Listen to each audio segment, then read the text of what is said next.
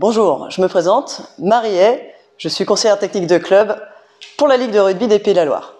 Aujourd'hui, je suis face à vous pour vous parler du développement physique à l'école de rugby. C'est un sujet au cœur de vos besoins. Souvent, vous nous posez cette question, comment? Comment je peux faire pour améliorer physiquement mes joueurs? Je ressens sur le terrain, le samedi, ils ont des difficultés à enchaîner les tâches.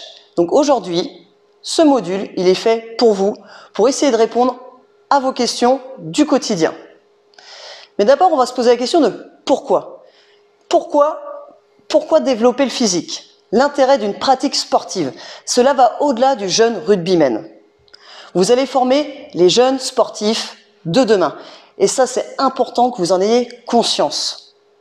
À travers votre pratique, vous allez les former à être actifs au quotidien pour demain, à entretenir leur santé physique, à les rendre autonomes dans leur pratique sportive, quelle qu'elle soit, plus tard. Et ça, c'est important que vous l'ayez en tête.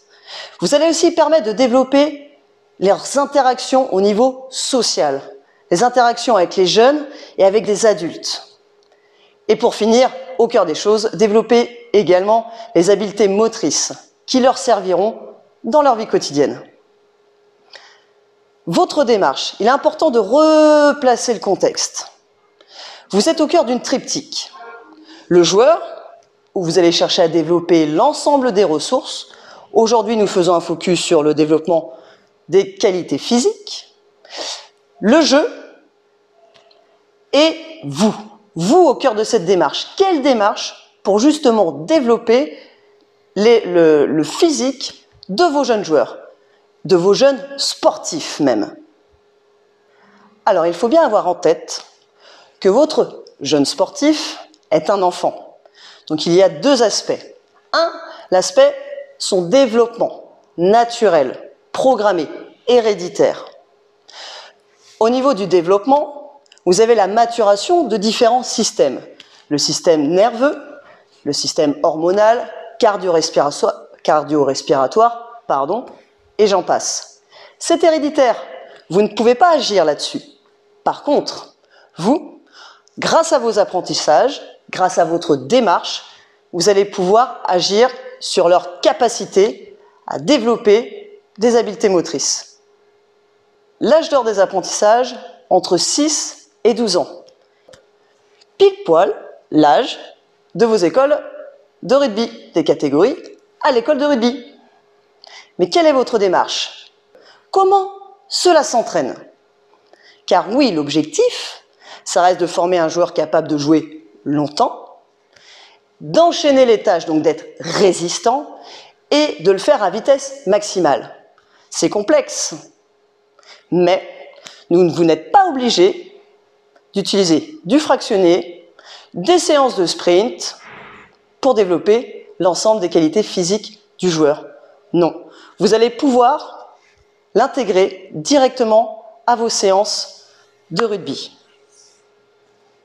Tout d'abord, on va faire un premier focus sur les parcours de motricité, couramment utilisés sur les catégories moins de 6 et moins de 8, mais c'est un outil qui peut être utilisé sur toutes les catégories en activation de vos séances. Nous allons faire un focus sur le développement des habiletés motrices fondamentales. Quelles sont-elles? Vous pouvez voir derrière un tableau avec 3 grands items. Premier item, la locomotion, avec différentes actions basiques, fondamentales, motricité fondamentale. Deuxième colonne, toutes les manipulations. Traditionnellement, la manipulation de balle, réceptionner, lancer. Et une dernière colonne, dernier item, les postures. Les postures, essentielles pour gagner en efficacité, mais surtout en sécurité. Je fais une petite parenthèse par rapport à la dernière colonne posture, qui fait partie donc des habiletés motrices fondamentales. Et je fais lien avec tout à l'heure, quand je vous ai dit que ce n'est pas qu'en moins de 6 et moins de 8 que l'on développe ces habiletés motrices fondamentales. Et oui, en moins de 14 ans, vos jeunes joueurs passent le passeport joueur de devant, où l'on vient valider la maîtrise de posture. Eh bien, la maîtrise de ces postures, elle peut être déclinée sur l'ensemble des catégories à partir des moins de 6 ans. Donc, dès les moins de 6 ans, vous pouvez commencer à travailler sur la posture pour que le joueur, naturellement, augmente ses capacités, valide des postures progressivement pour valider le passeport moins de 14 ans. Au-delà des habiletés motrices fondamentales, vous avez les habiletés motrices spécifiques. Attention, spécifique veut dire que c'est rattaché à une activité. Pour vous, le rugby. Cela ne veut en aucun cas dire perfectionnement. Le perfectionnement est après l'école de rugby. À l'école de rugby, vous êtes sur la formation du joueur, du jeune sportif. Ne l'oubliez jamais. Plaisir et apprentissage. Donc, nous revenons sur ce premier point évoqué, votre première démarche. Les parcours de motricité, les jeux de motricité pouvant être proposés en activation.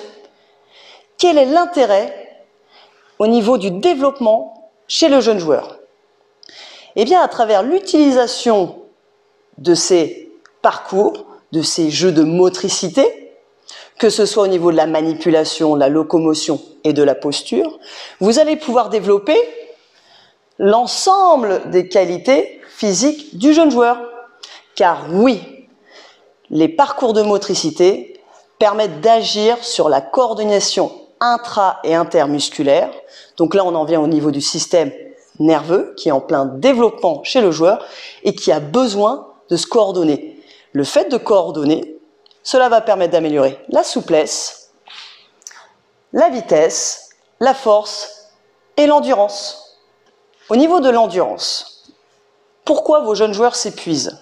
Parce qu'ils manquent de coordination. Donc, le fait de travailler sur la coordination, donc à travers ces parcours d'habileté motrice, vous allez améliorer leur efficience. Ils vont gagner en endurance. Par la suite, à la puberté, vous pourrez développer l'endurance, les filières énergétiques. Mais en amont, il faut principalement développer la coordination du jeune joueur.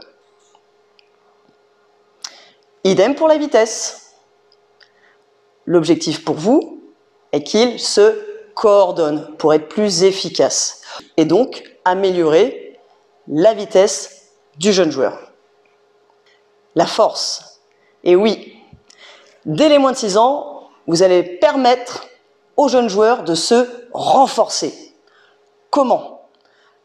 Idem, vous allez pouvoir, à travers ces parcours et ces jeux d'habileté sur les habiletés motrices fondamentales, améliorer cette coordination nerveuse. 2 facteurs sont essentiels pour développer la force. 1, le système nerveux. 2, le système musculaire. Comme évoqué ci derrière moi sur le tableau.